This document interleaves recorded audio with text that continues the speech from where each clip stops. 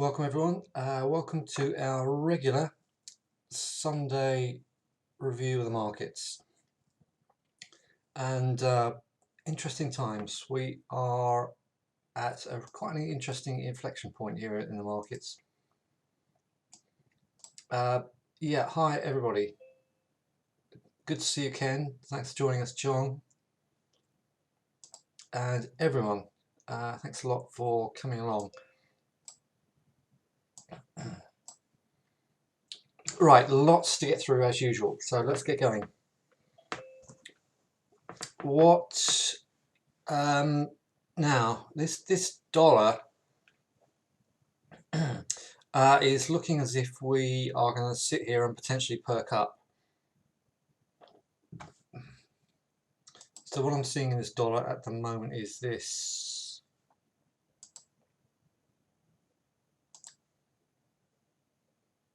I'll just grab my pen. My pen's disappeared. Okay, got it. Yeah, it's morning, Ken. Morning, afternoon, good evening. I'm not sure if we've got anybody in from the US at the moment. Right, okay, so we've broken out of this area here. This is the dollar index. The biggest component is obviously the euro.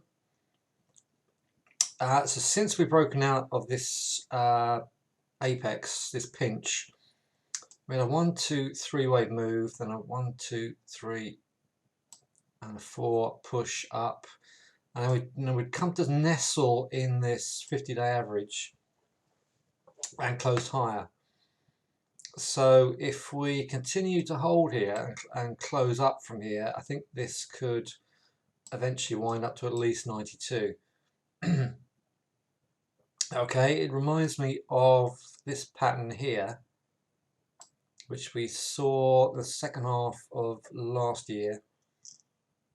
We had a similar situation here. We broke out of a little squeeze here, pushed up, subsequent pullbacks were bought, and then it wasn't until we broke back down into this area here. But so short to medium term, I think we could pick up and come and see 92. Let's have a look at that on the bigger scope of things.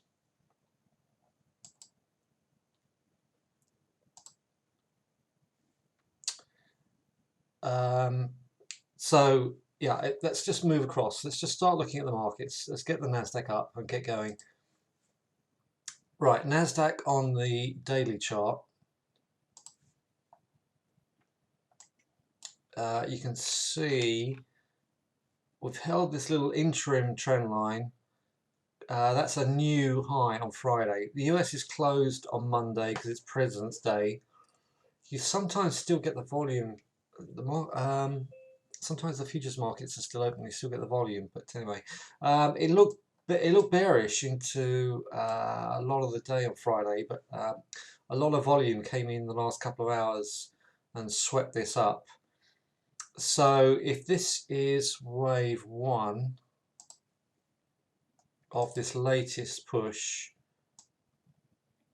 we've experienced a short wave 2 and we've broken out and we are now in wave 3.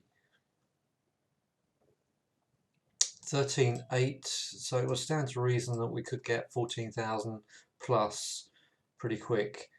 I'm not expecting this to pop back in and roll over, but you never know. Expect the unexpected. All we're here to do is predict based on the technicals that we've got available at the time.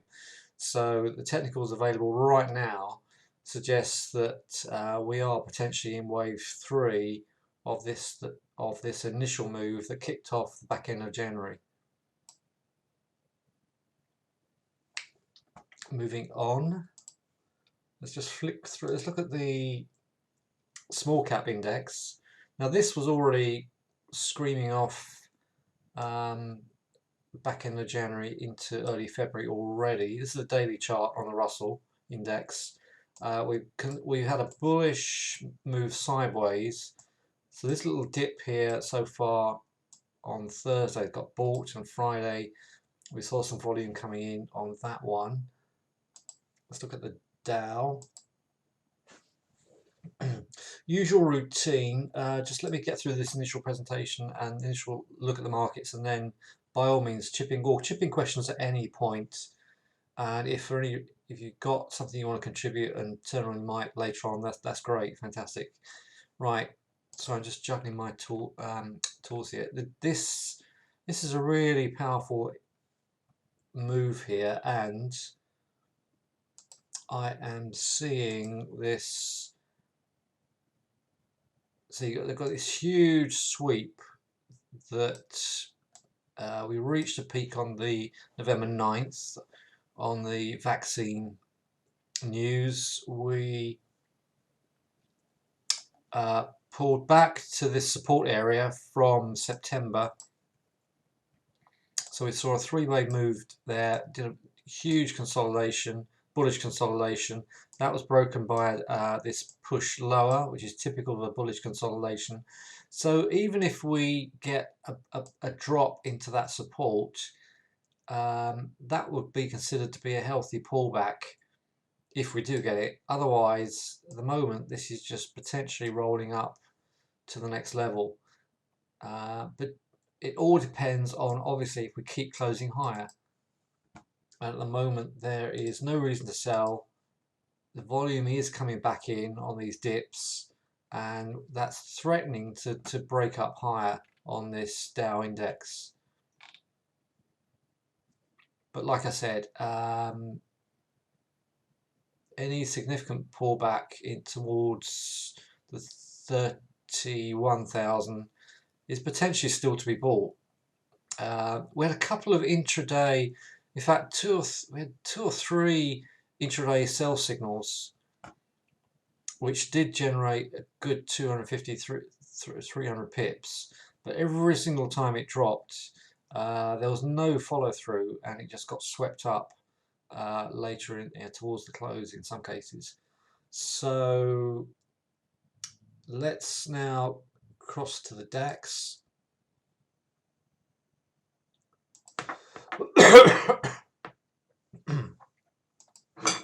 Excuse me for those of you who are on the recording. Yeah, this DAX pulled back towards the 50-day average. So 3-4 days of lower closes. Excuse me. Let me just take a sip of drink.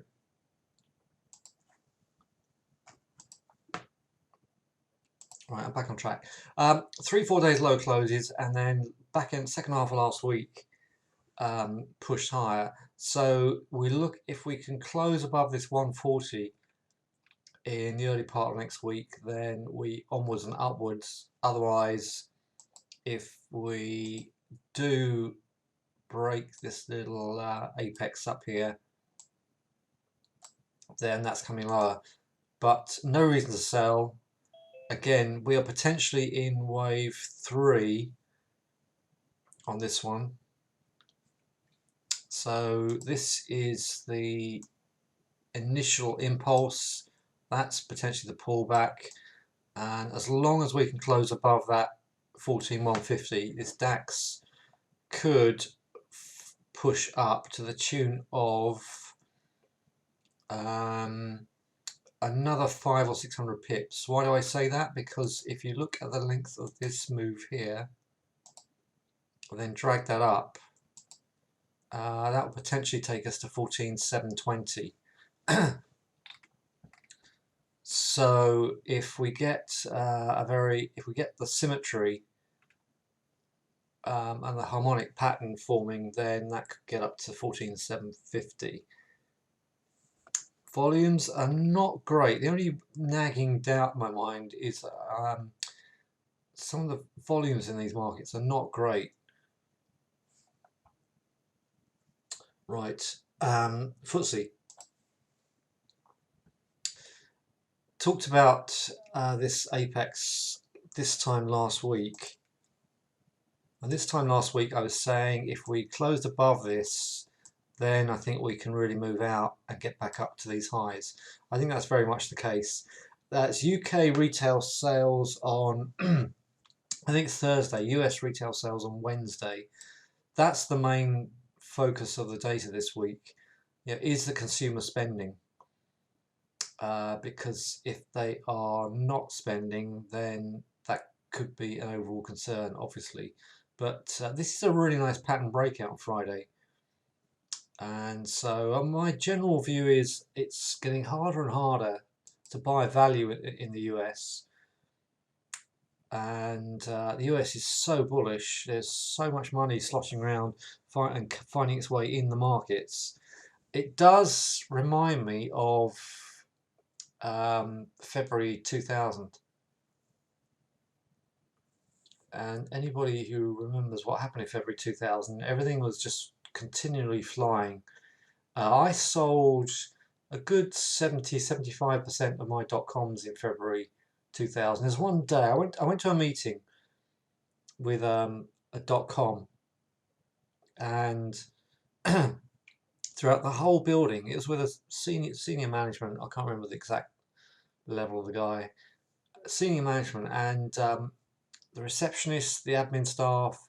Every time I walked through the office on the way up to this meeting, everyone was talking about the share price of this particular stock and just .coms in general. I just went back to my office and just liquidated about 70-75% of my stock. Why did I do that? Because if you get that kind of level of euphoria and every Joe is jumping in, regardless of fundamentals and even technicals, then it could be time to bail out. So I am taking some money off the table in some cases.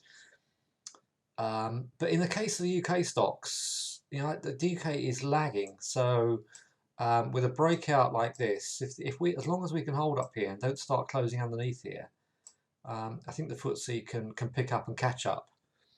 And if I'm right about the dollar, if we see some pressure coming off the pound, which is we'll look at in a second, then excuse me, I think that would give the FTSE and the German index, the DAX, scope to push higher and potentially just peg the US indices back for a while. But so that's the view I've got at the moment. Let's just carry on with this analysis. Right, let's just have a look at the pound and the euro now anyway. So the pound US is on fire at the moment. So we've broken out of this little apex. And we're in a breakout zone sitting up. So this is a good hefty push. Taken a while. It's a good push from 135 into 138.5. If we fall back in there, then this could roll over quite quickly. However, there is no reason to sell this at the moment, and any pullbacks to 137.5, 138 are to be bought to see if we can come back into the Brexit pink zone. The Brexit pink zone is here. So we can. This is your Brexit bar, June 20th, 16. So in all this time, we were up here in early 18, at the time when the market saw some interesting moves. So it was sitting up here with, there's the major resistance on 144. No attempt to fall out of this at the moment, and the volume is holding up. So let's look at the pound yen. Talked about the pound yen a lot. That finished above 145 at long last. It's a slow grind, but the same story. Here is the Brexit bar over here.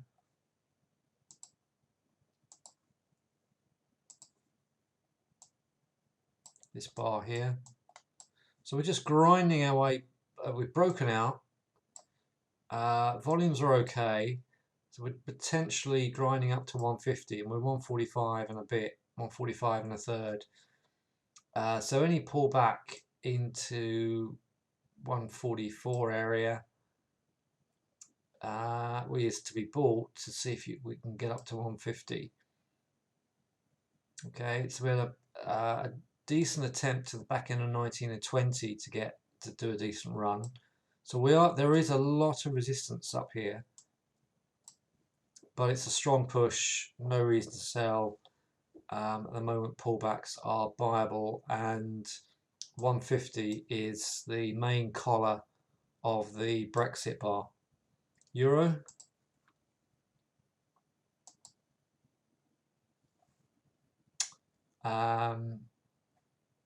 It's a very technical chart, isn't it? Huge issue up here at 2018 that saw a massive drop, ultimately down to almost parity, 105.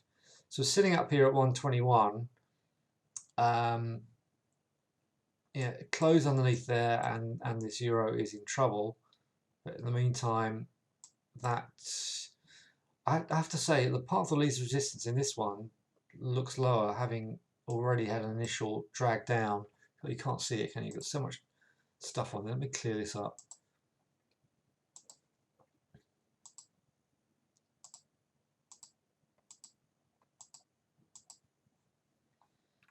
So it had a huge run up from November into early January, and then it's dropped right off. But this is, and we are some distance away from the moving averages. So any pullback and meeting at least reconnection with you know, a closer level of those moving averages is possible. But if that is a bull flag, it may still come a little lower. If this is really strong, if this is going to end up being a massive bull flag, we may dip a little bit further back into this support.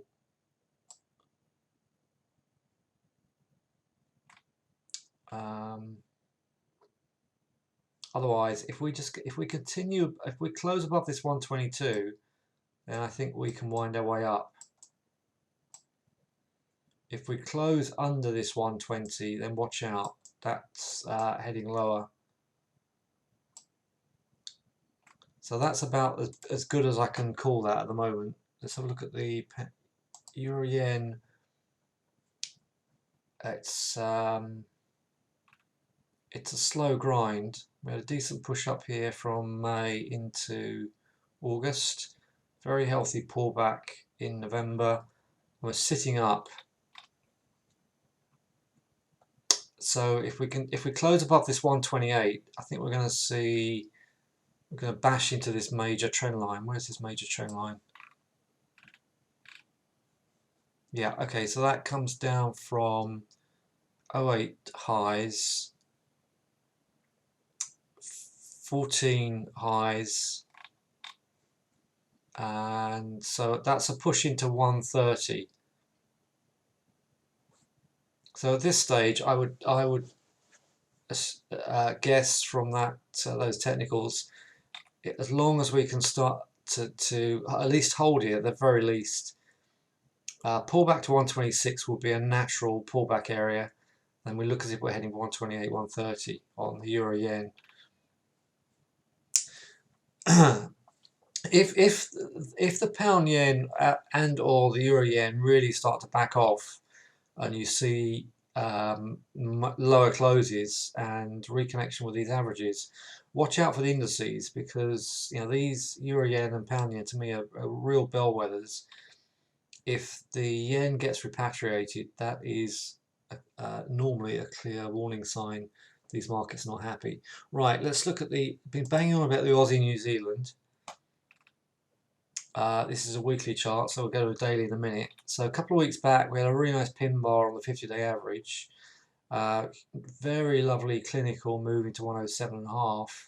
So any pullback into 107, maybe slightly underneath, is buyable, because I think we're going to go and see 110. Back to the daily. And let's pull this out. Yeah, so we've had a really nice wave one. Well, wave one is still going. I'll have to redraw this, because this is steaming ahead. This pink zone, I had this pink zone drawn just before we came down in here because it's such a huge area from November 20 and July 20. I'll come to those questions in a minute. But in the meantime, yeah, this is, you would have thought we're going to see 108 pretty quick. If we break above this 108, then we're going to see 110. We're going to drive towards 110 again. If you come back from that, it's a powerful little structure down there. As long as we don't close underneath 107, I think that's higher. Let's look at the Aussie US as well. Holding up very nicely.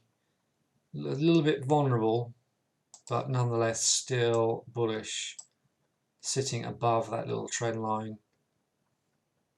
Not much more I can add to that one. Right, any other Forex pairs you want to look at? Anything else you're interested in?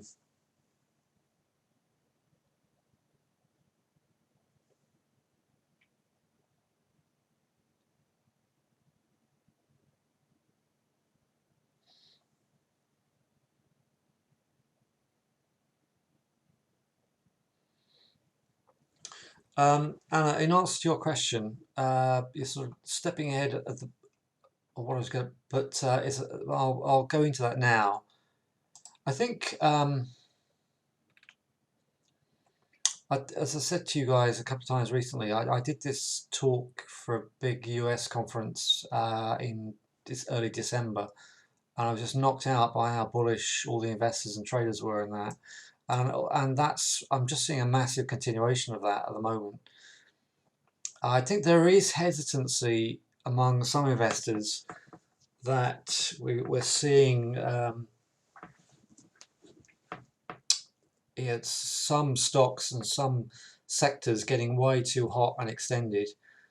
We've seen a lot of SPACs. For those of you who know what a SPAC is, these are investment vehicles with no track record, but put together by big money with influential leaders, and these SPACs are just skyrocketing, and it is said that that is going to hit Europe as well now, as the US money is looking further afield because the US is so hot.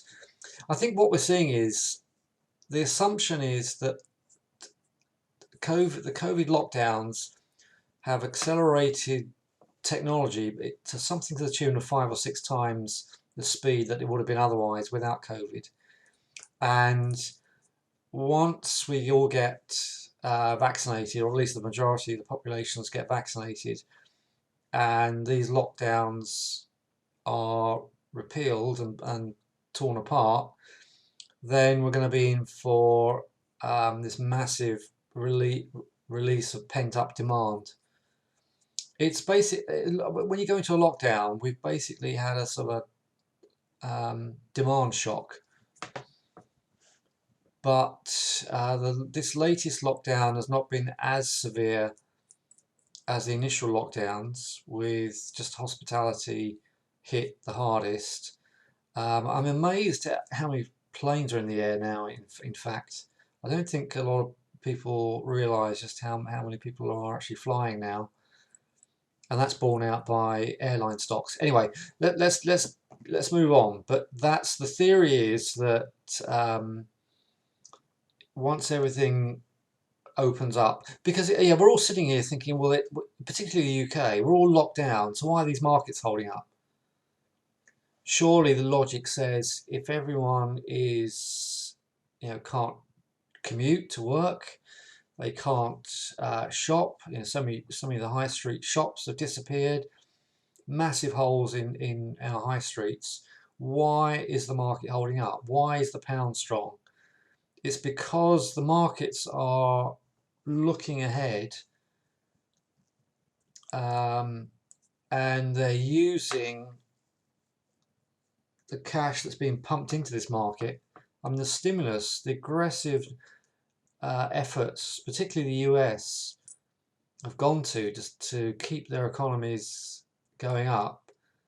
And Biden's just about to get another 2 trillion approved to pump into the market. The market hasn't even seen Biden's money yet. So if Biden's money gets released as well, which seems likely at the moment, obviously nothing's certain in this world, but it seems likely, you've got another 2 trillion about to come into the markets. Rishi Sunak is releasing more and more funding all the time. He's just extended something else, hasn't he? What's he extended? Never mind. So that's what's behind this market. Right, now let's move on. Let's go across to commodities. I did one trade in gold a short while ago, and it didn't work. It worked out the day after I took it, but not the day. It happened the day I happened to be in it. Must have been on the 9th, I think. Can't remember. Anyway, I'm not happy with this gold at the moment. I was suggesting that the push higher in the gold was potentially underway. I don't think it is yet. We've gone into a lot of resistance and pulled right back. So I'm just wondering if we keep closing, particularly underneath this obvious 1800, then I still think we could wind back lower here. I'm still interested in miners. I think this is the year of inflation because of what I just said about so much money sloshing around. So I would love to see, I want to find a good bottom in gold and sit in it and get more engaged with miners. But in the meantime, I think if that stronger dollar kicks in, I think this will topple over. There's no major inflation at the moment, so I think we are going to have to pause. And we've got, like I said, we've got US retail sales on Wednesday. So I think the market, with the US off on Monday and retail sales on Wednesday, I think the first half of the week could be quite dull. But hey, I mean, now I've said that, it probably won't be. Anyway, that's what I'm seeing in the gold. Now, silver is really, really interesting. Silver being an industrial metal, whereas gold is not an industrial metal. Silver is not only used, it has very good antibacterial qualities, so it's used in surgical appliances and medical devices. It's also used extensively in solar panels. And the solar industry, the US solar industry, is just absolutely flying and has been for quite a while. Green tech is very much the flavour of the investors at the moment. So if we close above, open and close above 27.5, we're going to get to 30 pretty quick and push up. However, this stronger dollar could peg this back. So I'll be more than happy to see this drop to 25 or maybe just into 26. But I think that is there's a lot of resistance up here.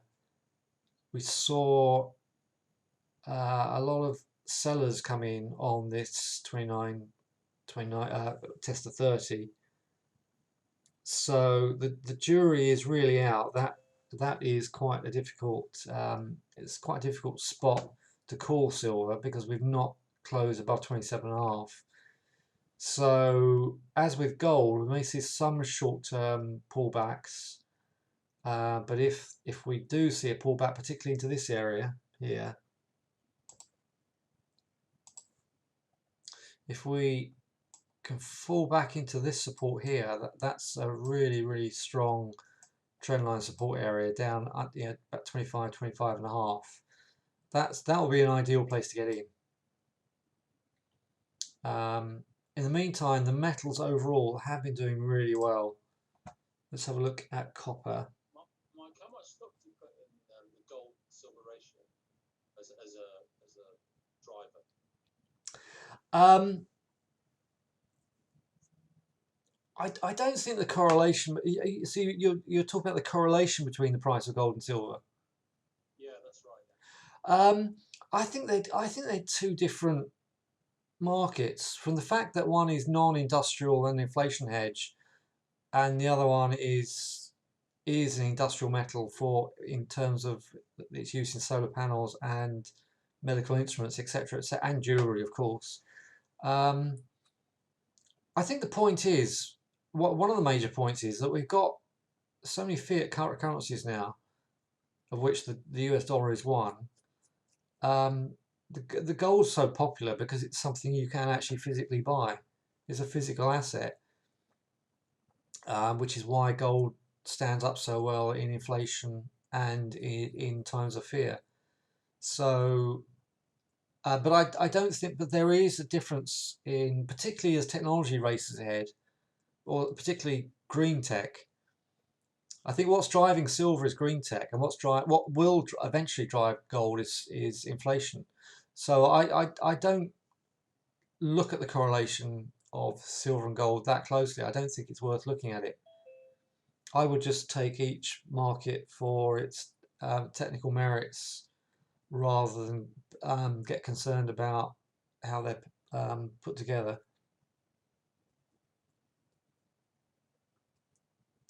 Um, there's restrictions on the silver market at the moment. Is that what you're saying, Ken?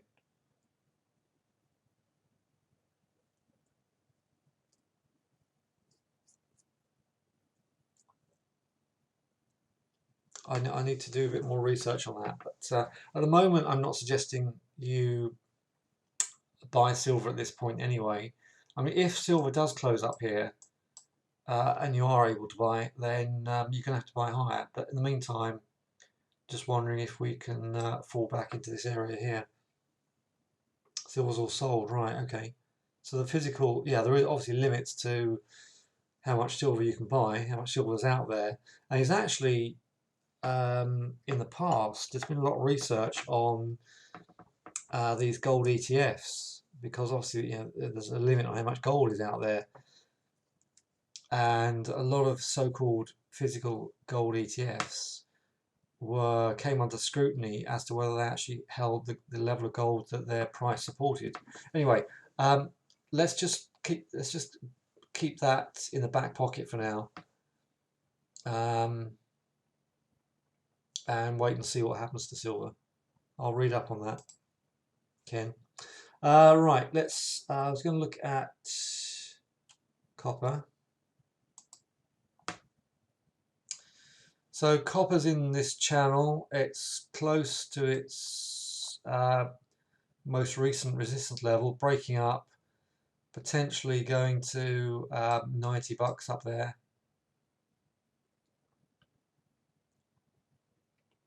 And if you then let's look at oil. Oil just refuses to lie down. I've not really participated in this move here, but day trading oil is not what it used to be. We seem to be getting, if you don't pick up lows in the early part of the week in this move, it's harder to buy. So somebody asked me the other day if it was a good idea to short oil. I very quickly said no, based on this breakout setup here. Volumes, this move here, plus the volume, etc. We look as if we're just under 60. I mean, obviously, if oil closes back down here, then this is potentially going to roll over. But at the moment, all pullbacks are to be bought in oil. It's so high. I wouldn't recommend anybody gets in at this stage. However, some of the oil stocks are well worth looking at. Bitcoin, yeah, I should have looked at Bitcoin earlier. We'll do that now.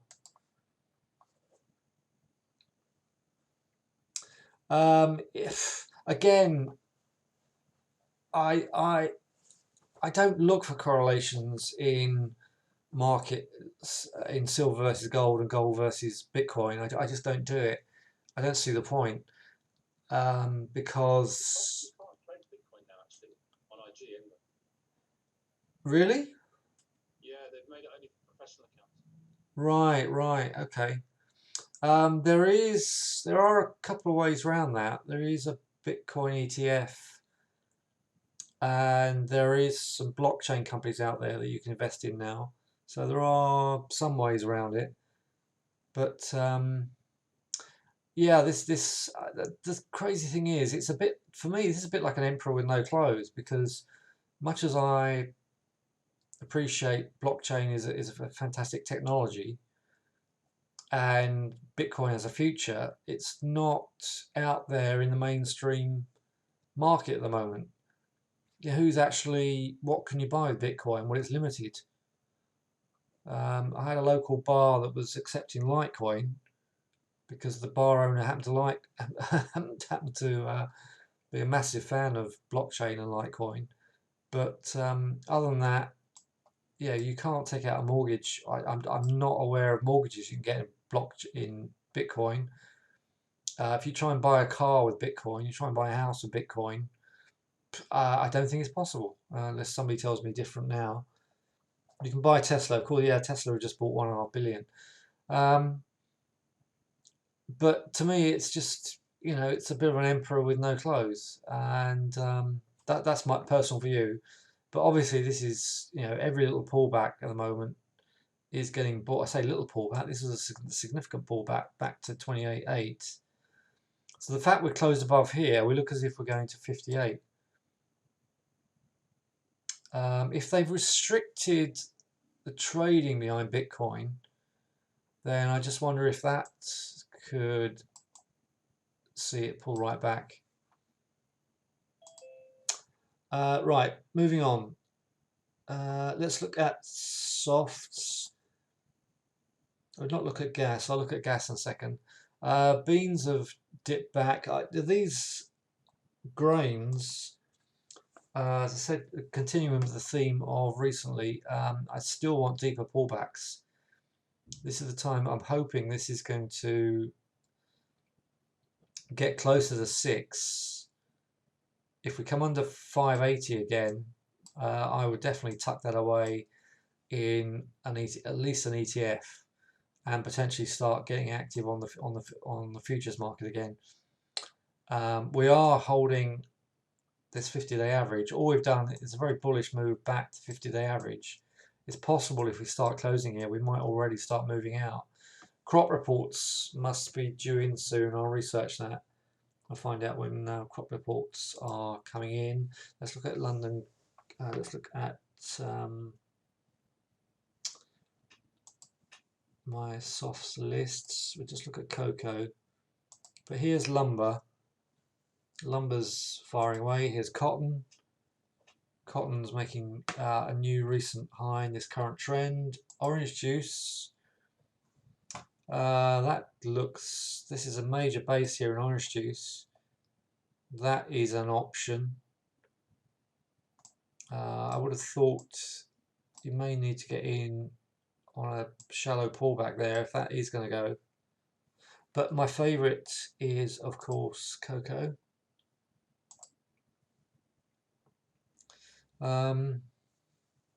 Still, I'm long in an ETF on cocoa. I don't think that's going to come underneath there, but the stronger dollar might drag it down. It is. I was hoping it would stay above this 17 at the moment. Commodities have got a habit of much more than stocks. Got a habit of breaking key support and then popping back to get volume back in them. So it's possible this could come into a lower support level. But as long as we don't close under 1650, then I can see that at some stage in the year creeping up to 1820 plus. Let's look at, right, it's 40 minutes into this. I've not even got to stocks yet, so let's now switch to stocks. And let me find my lists.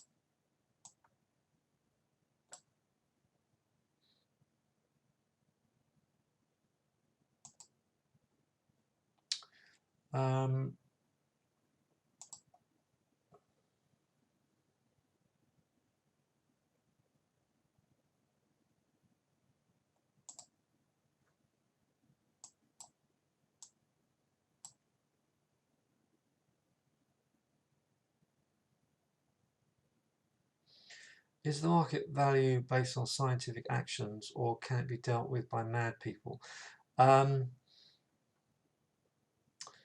Markets are perfectly priced. They are random, and they are perfectly priced. In other words, if the market says cocoa is 1681, then that's the perfect price. The main driver of price is volume. So if you've got high demand for a stock or commodity or currency, and the demand is increasing, then the market's got no option but to increase that price. And if the volume continues to increase, the price will continue to go up. GameStop was more the function of pump and dump. There's a massive lots of gaming going on, literally, with GameStop. I'll come on to that a different. If a market goes up on decreasing volume, and you've got a divergence in volume, then that at some stage that market's got to come off. At some stage, markets tend to overreact all the time, particularly US markets. So you get overreactions in all sorts of markets, and like Bitcoin. Bitcoin's a massively hyped market, but hey, you know, if the market keeps going up, stay with it. Don't fight it.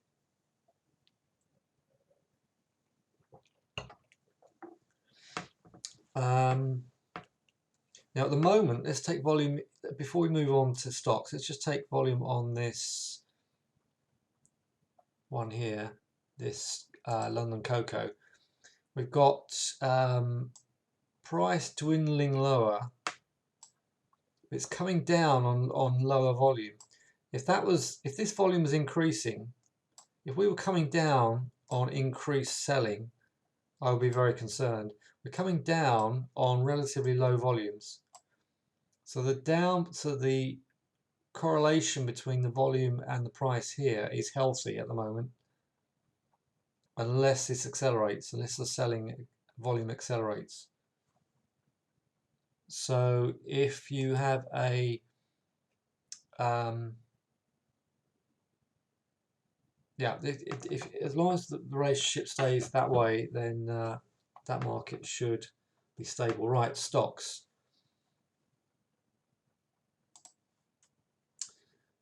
Let's start with UK banks. Barclays is stable up here. It's inching lower. Concern that the volume is dropping off. So this pink zone down here at 140, I think a healthy pullback will be 140. If we close above this little trend line here at 147, Barclays earnings on Thursday, right? So seems to be profit taking in the run up to earnings. So could see be careful with Barclays then. I wouldn't. The market reaction to earnings is going to be important. If we find ourselves down here 134 or retracing back into this big November 9th bar, then that could potentially be a good place to buy. There's certainly no reason to short it. If you're in it, just manage your risk. With earnings around the corner and volume and the market price dwindling, I'd have to say leave it if you're not in it. If you're in it, just manage your stop. Right, let's look at Lloyd's. Yeah, once you get one pattern, it appears to sort of follow through with a lot of stocks. So we're reconnecting with the moving average down at 36. I think I went on record last week saying we might see a deeper pullback in that one. I still think that is the case. You would have thought we're going to get a horrible UK retail sales number, but even if we do get a horrible retail sales number, it doesn't necessarily mean the market's going to come off. Let's look at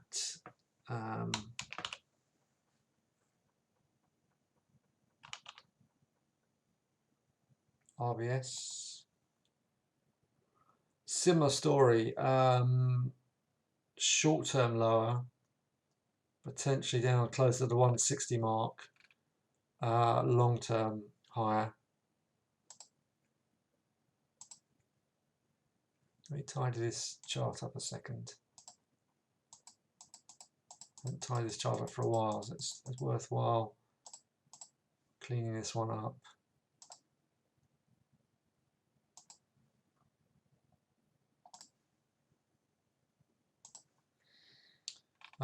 So you can see 170 was a barrier. The fact we held 171 is bullish. Volumes are okay. We've certainly seen some profit taking at this level. But at the moment, all I can say is we may see 160. If you do, that's potentially a good place to get in. Oh, earnings is on Friday as well. Right, okay. Reality and theory don't. Yeah, that's why we trade technically and not fundamentally, because but like I said, particularly US markets can overreact. You can have an overreaction on the short side, on the sell side, and definitely an overreaction on the buy side. And the US, it just seems to happen all the time. Right, Standard Chartered, and then we're moving on. Right, let's gather a pace. So it was at what, 517. We've most recently seen 435. I would have thought that'll dip a little bit. I would have thought that might see 450 again. Volumes are good. We've been seeing a pickup in volume recently. If that pound, the Standard Chartered is very vulnerable to a strong pound. So if the pound does come off, this could be a much safer trade than some of the other ones. Right, let's move on. Let's talk about mining stocks. Let's go through mining stocks right now.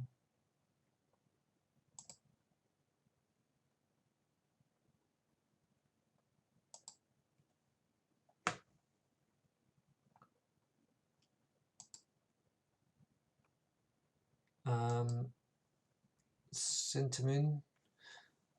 Now that has seen a lot of selling recently, but that potentially is, particularly with that volume closing higher, it could be Centamin's about to come into play.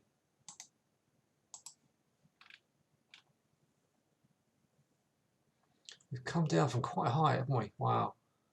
Be very careful with these.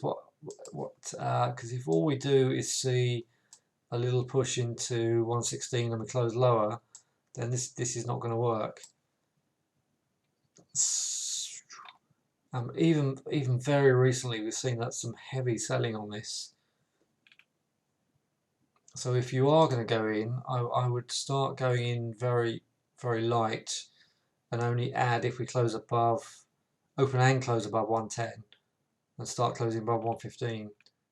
Otherwise, any little spike higher could drop Fresnillo. It's in that pink zone, holding.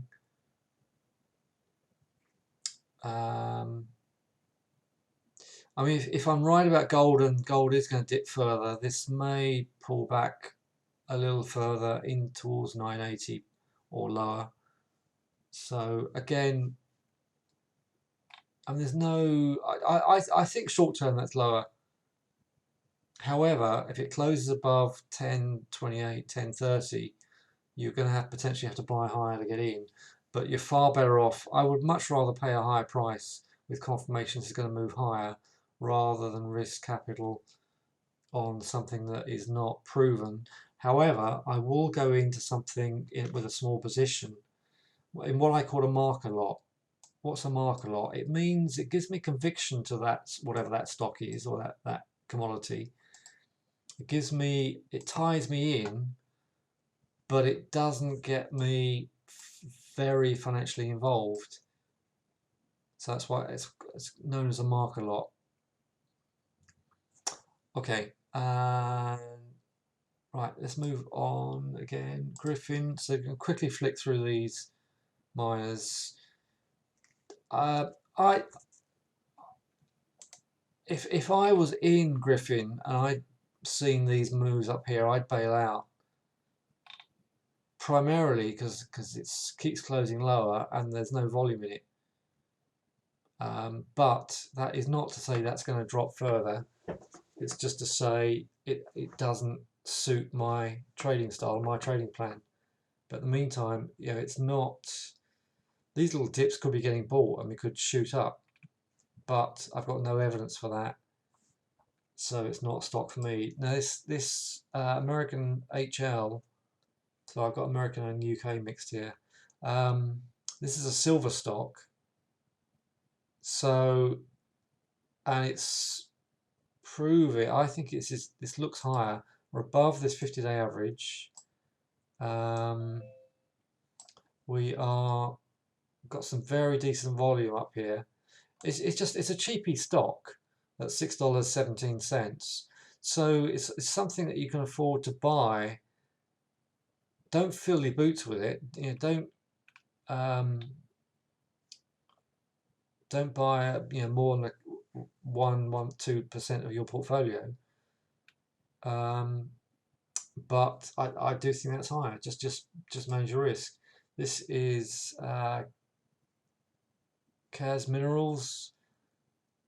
It's sitting up, not a stock for me. I would be interested if it gaps fills to 770. So I flick into US KGC. I think this is another cheapie. I think 727, 725.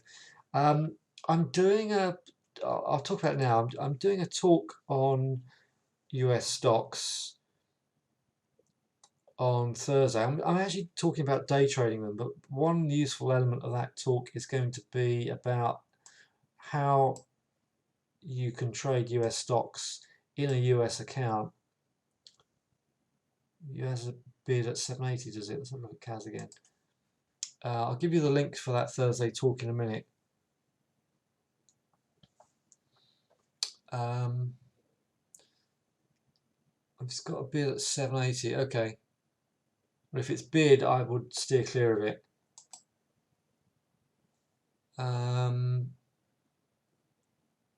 OMI, potential bull flag, cheapy stock. I prefer HL and KGC. KGC is a gold miner, HL is a silver miner. I prefer that. Yeah, okay. PAF, I bought a 22 on this on Friday because it's most recently been up to 28. The volume is good, but I will add if we close above 23. We open and close above 23. I will start to add and then see if we can get up to 27, 28 plus. So again, I'm not filling my boots with stocks like this. PAF earnings on Tuesday, okay. POG. The jury is still out on POG and the volumes are low, so I would be careful. But that's definitely a watch. If they're buying this at 27, and we subsequently close above 28, 28 and a half, then I would get into that. Polymetal just beginning to look as if that wants to go higher. Decent close on Friday. Volumes are not great.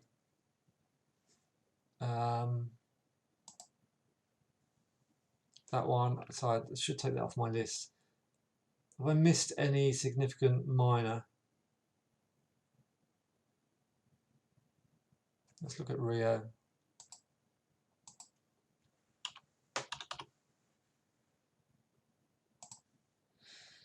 Sitting up okay. FCX. US copper minor. So this one's been on an incredible run. From $5 to, well, most recently, last week we saw 33.75. That needs a lower move. Right, let's look at oil stocks.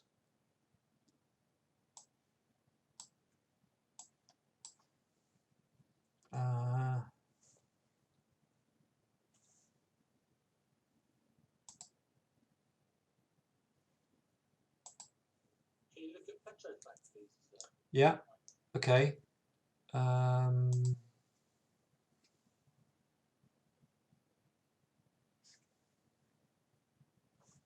Yeah, just trying to find my list 1 second.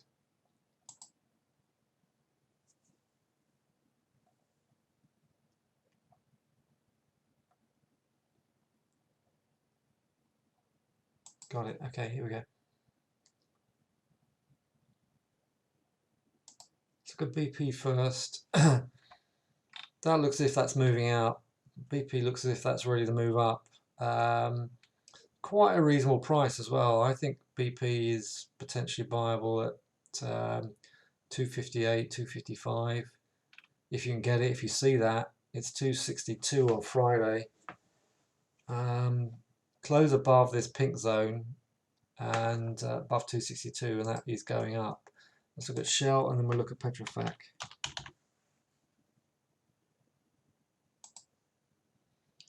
Same story. That looks as if that's ready to push higher. 1287, 1285 is potentially a buy. And we've got to close above 1335 pretty quick for that to start to march up. It is range bound. And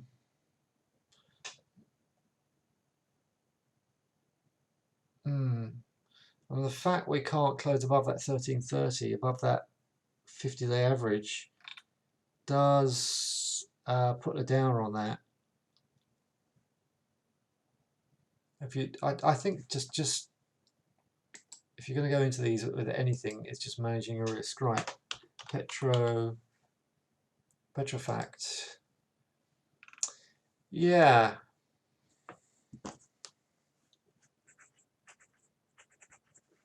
Pen's gone dry. Hang on a second. They dropped on some nefarious activity by a CEO or something who admitted it was about to be sentenced. I think he admitted it, but I don't know why it's dropped. They've just signed some big deals for. Right. That's, yeah. So we had this severe drop on the 15th.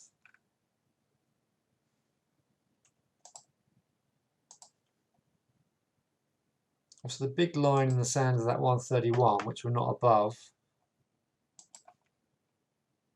The next, so we're in this important area. 107 to 131 is a very important area. I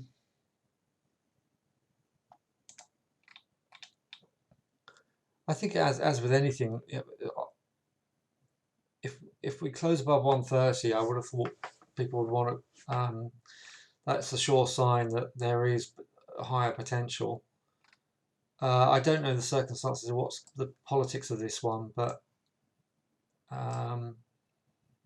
it's certainly at a real sort of juncture, and if it can close above that little triangle, can close above and make a new high here, 125, then higher. It's certainly got, I mean, technically it's got a lot of problems. Every time it pokes its head up, it gets knocked down. So yeah, every time we've seen a push higher, we just did another little run, and we get knocked down. So it's continually, but it is basing here. So if we get the same effect as that, then you could be looking at 160, 170, 180. I can't say any more than that. If there are reasons to buy it, just trade within your risk parameters and don't go overboard with it. I think let's look at tallow. I think one of the big questions you've got to ask yourself in a situation like this is, are there better stocks out there? If one stock has got some politics behind it, which is holding it back, then say to yourself, are there better stocks out there? This was not so long ago. This was 22. This is tallow up to 31. If there's a lot of resistance up there, if we can pull back a little bit further, if we see 26, 27 in that one, that would potentially be a better option. It's a cheaper stock than Petrofac. It's above all the averages. It's got a history of getting driven up rather than kept knocking down like Petrofac. That's the question in my head: is there a better stock? And there is a possibility that this tallow could come down and see 27 again. At that point, I would have thought, to me, that's a better, technically, this is a better stock to trade than Petrofac. But monitor both. And if you want to spread your risk, spread your risk. That's as much as I can say, really.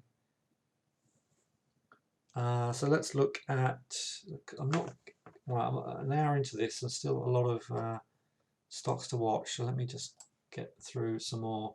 So have a quick look at this. Let's ask ourselves about the general health of the UK stock market by looking at housing.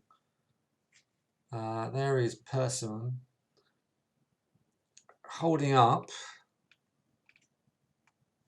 There is Rightmove. Okay, yeah, it's more than holding up, looking as if we could wind our way up higher. Nice little pattern there. So we not that long ago, we're up at 685. I'm not buying it, FYI, but I'm just interested in the general health of the economy. Let's look at Berkeley.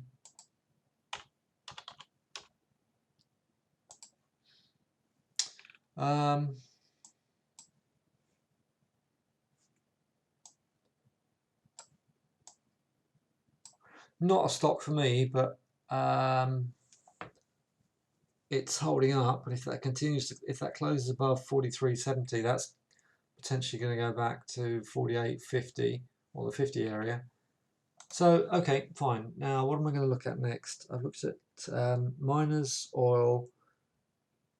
Let's look at a couple of let's look at Sainsbury's. And okay, so this did not hold up, and as you can imagine, what I read on there, I'm going to say lower, potentially heading down to £2. Tesco.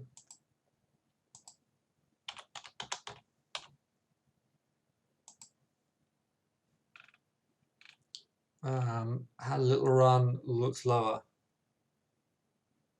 Flick across to a different part of the retail sector next. Bullish move back to its 50 or close to its 50 average. Again, not a stock for me, but looks if that's trying to hold and push higher. M&S. I was suggesting for the last 3 weeks this was shortable. It's still finding lower lows here, so potentially any pullback to 137 could still be shortable.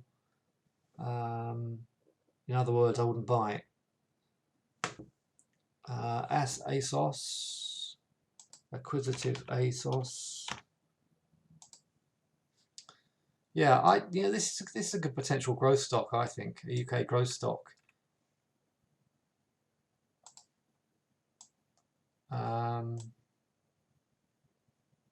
Most recently up at 55. We closed at Friday 53. The lows have been down there at 42. I would, if you're interested in something like this, ideally try and be patient, wait for a bad day, wait for that to get dragged down. But in the meantime, it's sitting up very nicely. BP's ex-div on Thursday, right, and Shell, okay.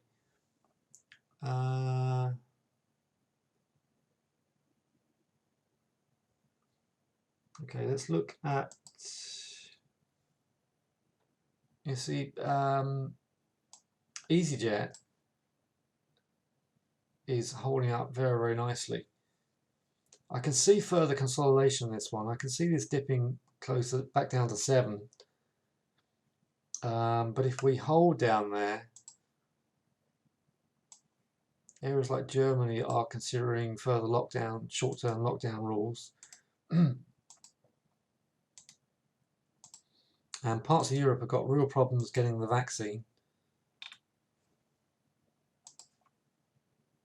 I'm considering dragging my daughter back from Berlin. She's got the option of a vaccine in the UK, but no option of the vaccine in Berlin at the moment because she has a business out there. So I may drag her back and get vaccinated back here.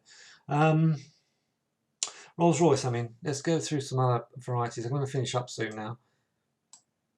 Rolls-Royce, I haven't done any US, am I? No, I am long this. I will add if we close above 95. So it's only just clinging on at the moment. I can't get that to show properly at the moment, but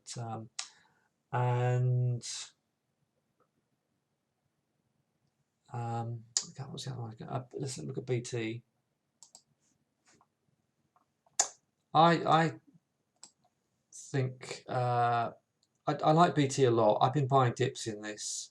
Got in a little, could have got a slightly better price, but I'm back in this, and I'm going to consider buying more if we open and close above 25. I think at some stage, and I don't, and this is just a theory, nothing more than a theory. I think Openreach is going to be sold off, and Openreach alone is worth £1, more than £1. And that's just one part of BT, so it makes sense to me on technicals and fundamentals that BT are a good option. And what am I going to look at next? Let me go to my list. Sorry, it's my mother's birthday tomorrow. I've not spent my normal time at the screen.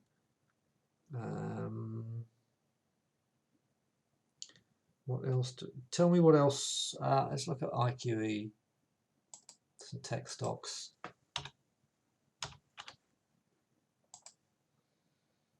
So that has pulled right back to 76. I think this is in play. If you get a chance to buy that 75, 78, that's an option. It's quite an expensive stock now, but sometimes you just have to buy high. If you really want to get in stock, sometimes you have to buy high. I would have thought we'd at least see 80 in this week. You may well see 75, but that's possible. That is a good place to get in on that one. Got TSM. Is that a UK stock? That's not. No, not Tesla. I'll forget it. I can't. I'll come back on that.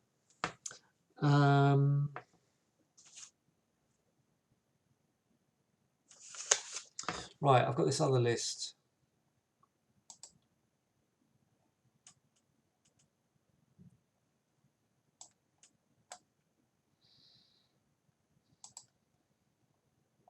talked about Reckitt Benckiser.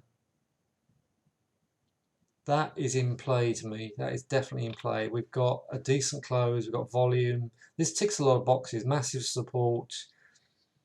I think Reckitt is a good buy around about the 62.20 if you can get it, with the potential to come at some stage in maybe the second half of the year to wind its way back to 80. I think Reckitt is a good one. I was talking about IG. I think IG is potentially back in play. They're buying Tasty Trade in the US. I think 780, if you can get it, is a potential in IG. I think the prospect of getting back to the highs and breaking out is there. I talked about Informa sitting on support. We didn't look at Glaxo. I forgot to look at AstraZeneca and Glaxo. AZ,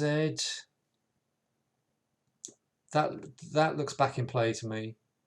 73.40 looks good, and Glaxo.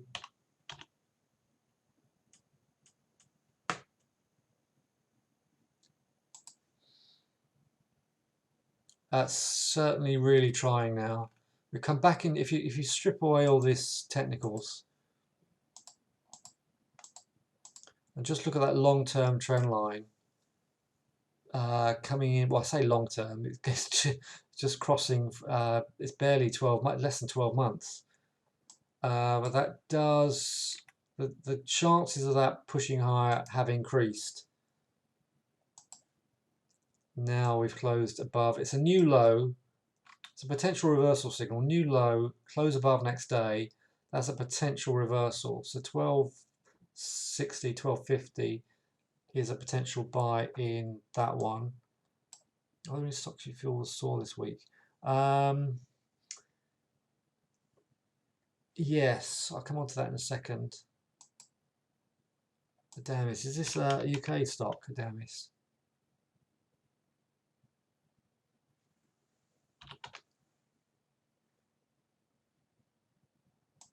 No, US. Okay, I'll come on to US stocks in a second. Let me just finish UK. Kingspan, no.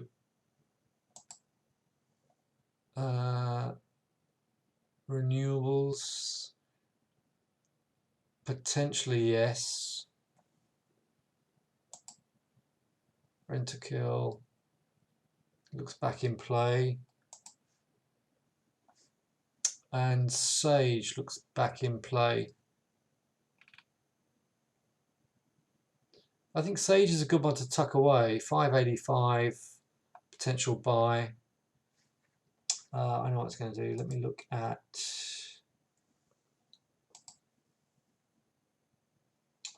where is it?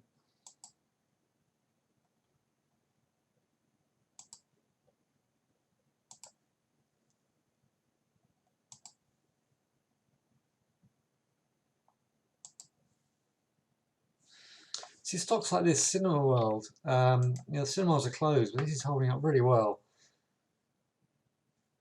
Right, I'm going to talk about, let me just do a final look through UK stocks.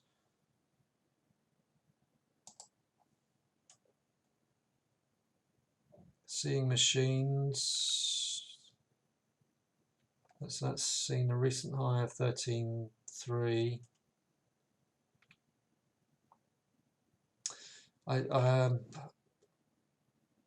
Possibly a bit too high for me still.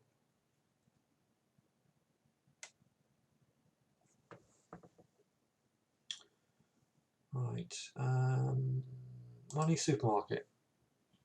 Yeah, this is one I've been starting to bang on about. I think this one,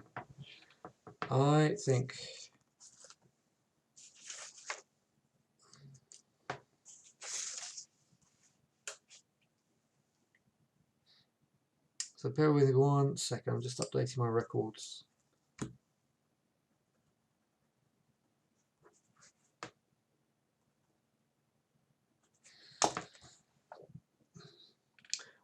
I think this is we've seen 350 on this one. If we can close above 280 sometime soon, I think we can come and revisit the highs on this one. MONY, moneysupermarket.com. I'm going to start to get involved at around about the 265 mark on that one. And that's me done for you at UK, unless you want to get me to look at anything now. I'm going to start looking at US. Right, quick look at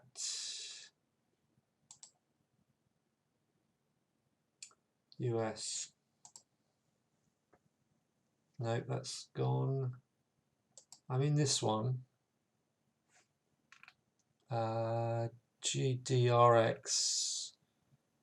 I'm still holding on to this one, aiming to see if we can get to 65 plus. You're going to have to buy high if you're interested in this one. The volume's not great. That needs to come down lower. These are growth stocks, potential growth stocks with good sales levels. Vroom, that's come off of 33. Again, the volumes are good. The push is higher. You're going to have to buy high if you want to go into that one. Let me show you this one. BSQR.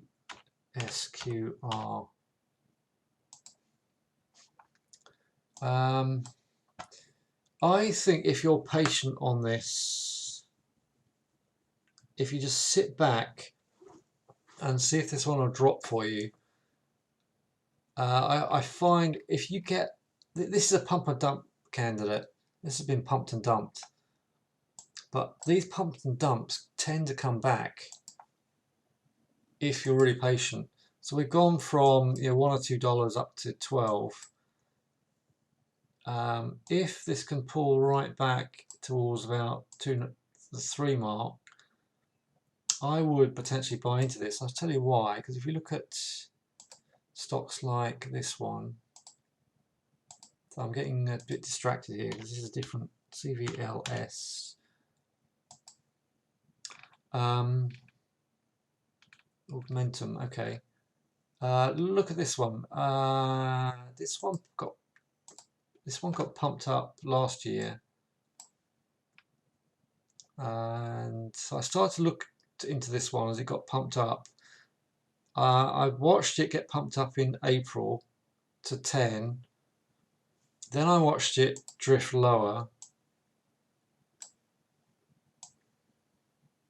But look how the volume already, before this gets pumped up, coming back to what I said about volume, look how this volume here gets pumped up before it goes. So we're already coming off of $4.5, $5, and then we go and visit 11. So I'd be very patient. I think we're potentially coming back to 5 and 6 again. Or ideally 6, and that'd be great. I'm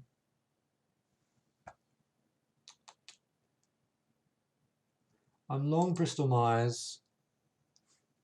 I like Bristol Myers. Still not doing it yet, but I like the volume. I like the price level.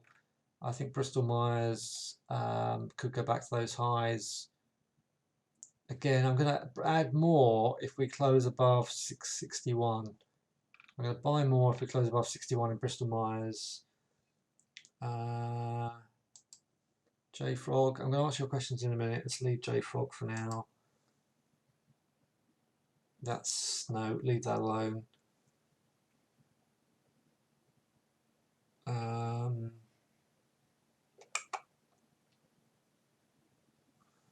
Let's have a look at Augmentum.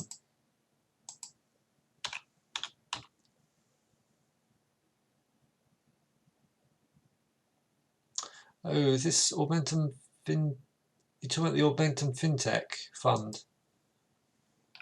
This one? Is that the right one? Yeah, that's the right one. Okay. Is there a story on this? Have you picked it for any particular reason, or it's come a long way? It just came up in a scan actually, and I didn't realise they owned a whole suite of things like Billion Bolt and Cedars and some other stuff that's quite commonly used. Right. A relatively small market cap, I think the potential is massive. This is one of this. About a pullback, really. Yeah, it's kind of awful long way, isn't it? It's 12 months ago it was 55, and now we're near. Well, recently tested 155. Yeah, if it slopes back to 130, 130, 140 and holds,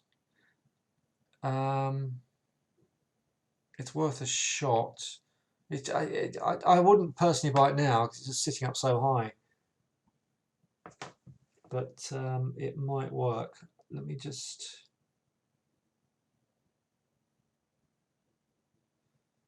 Did I look at Adamis? I can't remember.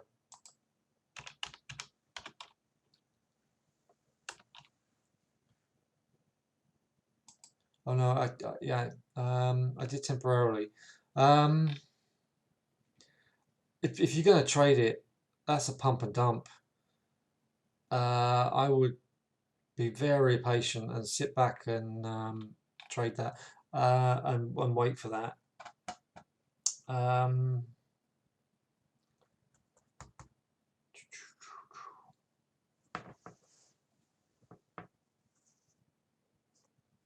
Pfizer. I forgot to look at Pfizer.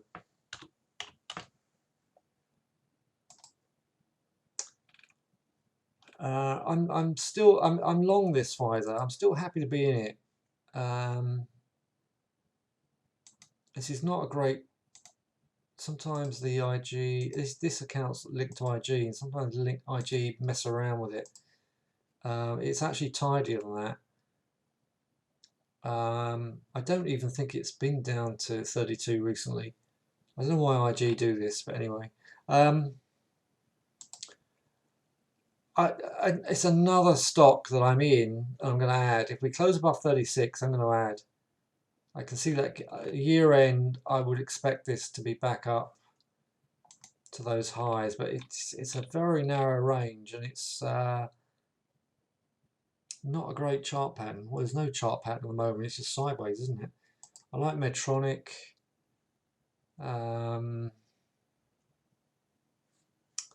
But I think that's on a little run here. I can see that we're closing up really well, but that's too much resistance up there for you guys getting now, I think. Let me go to my farmers list.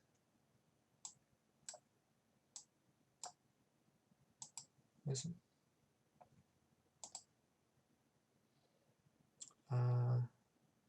here. Right, got it. A lot of talk about this one. This is a good one to watch on a pullback. This is what's a so-called growth stock.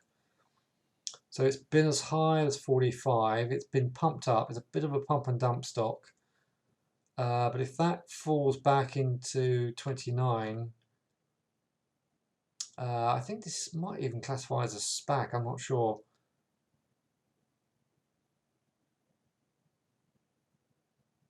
But I will set an alarm for this one. I'll do some more research on it. I haven't done enough adequate research on it yet. Right, let's look at Yonja's lemonade. MND. And then I'm going to go. Yeah, it's a very shallow pullbacks. Like I said, some of these growth stocks you just have to buy high. If you want to go in them, you just got to buy high. Are you in this, Yonja?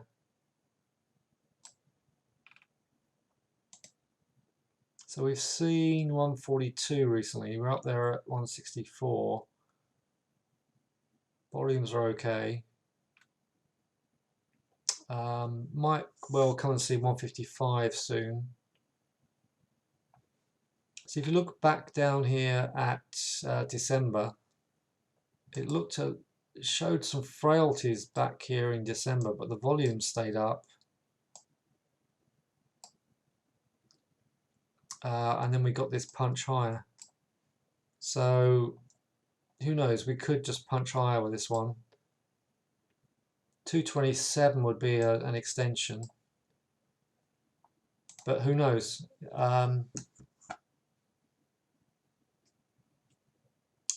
Yeah, it is, isn't it? So back here on the 27th, we saw 180, 182. But what that was, if you're in it, there's a major resistance area up there. I mean, it's all about, for me, setting targets. I mean, if you really believe this is going to end the year at, I don't know, 500, then forget about it. Just hold it and forget about it. Oh, you did, right? Okay, you sold up there and rebought. Okay.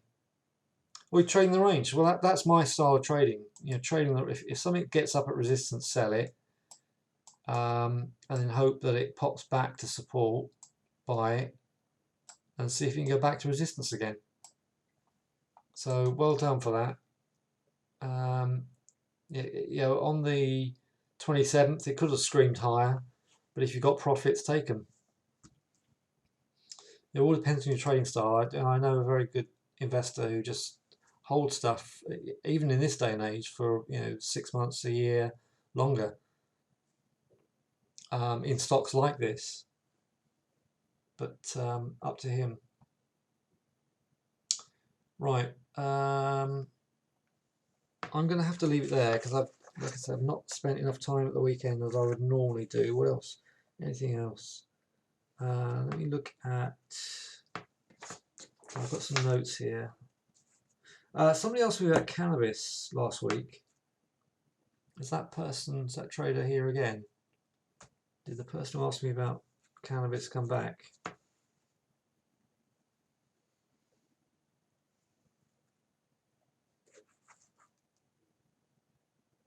Right, okay. Yeah, I'm going to go as well. No, I've got nothing else to show at the moment. Thanks, guys. Any final questions? Any final calls? Right, everybody's going as well. Yeah, we've been here an hour and a half, so let's just leave it there. Have a good week, everybody. And oh yeah, the link for Friday. Before you go, let me just give you this link for Friday. Oh, where's it gone? Typical. Here it is. I'm doing a talk Thursday. Too late, most people are gone. I'm doing a talk 10 o'clock Thursday morning. There's speakers all day, so have a look at what people are talking about.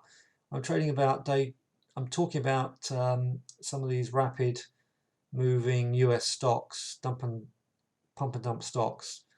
So if you're around, sign up for that. It's free. And come and listen to me talk about how you can trade pump and dump stocks. Thanks a lot, guys. Thanks a lot for your company, and midweek review 6 o'clock Wednesday. Otherwise, see you back here. Cheers. Bye.